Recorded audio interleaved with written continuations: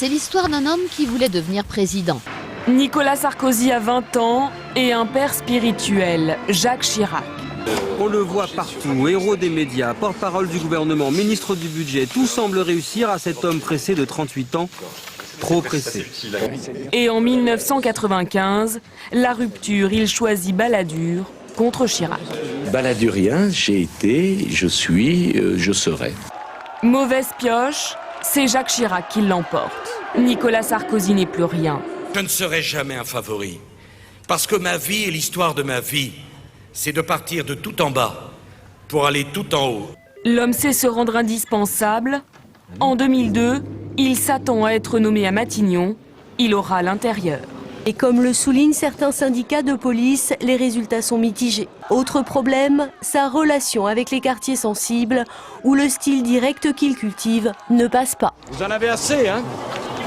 Vous avez assez de cette bande de racailles. On va vous en débarrasser. Quand vous vous rasez le matin, là, vous pouvez penser à autre chose qu'au ministère de l'Intérieur. Est-ce qu'il vous arrive à ce moment-là de penser à l'élection présidentielle? Pas simplement quand je me rase.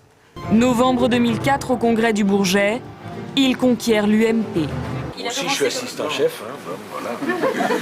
Puis la prochaine étape, vous êtes chef, quoi. Hein, moi aussi. Le résultat officiel du second tour de l'élection présidentielle. Nicolas Sarkozy a été élu hier avec 53,06% des voix. C'est désormais une séquence incontournable des déplacements présidentiels. Nicolas Sarkozy au milieu de salariés expliquant ses réformes.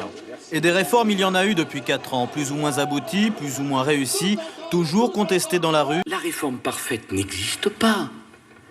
On peut se tromper. Mais c'est aussi l'histoire d'un auto-sabotage.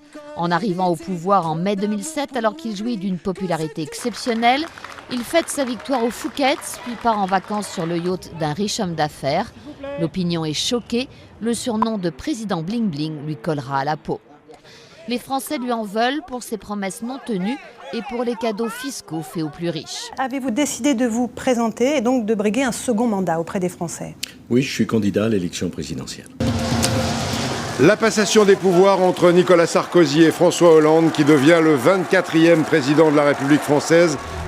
Pour Nicolas Sarkozy, les ennuis judiciaires s'accumulent. Affaire libyenne, affaire Bettencourt, affaire des sondages de l'Élysée ou affaire des comptes de campagne. Autant de scandales qui menacent son retour en politique.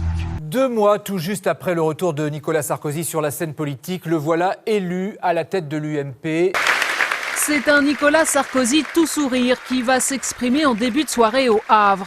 Comme il le souhaite, l'UMP devrait être rebaptisée les Républicains. Cette scène résonne déjà comme le coup d'envoi de la bataille pour le leadership à droite. Alain Juppé sifflé à domicile sous les yeux de son meilleur ennemi, Nicolas Sarkozy. J'ai décidé d'être candidat à l'élection présidentielle. J'ai l'énergie, j'ai la volonté. Je veux par-dessus tout mettre cette volonté et cette énergie au service de la France et de nos compatriotes. Je sens que je peux relever ce défi.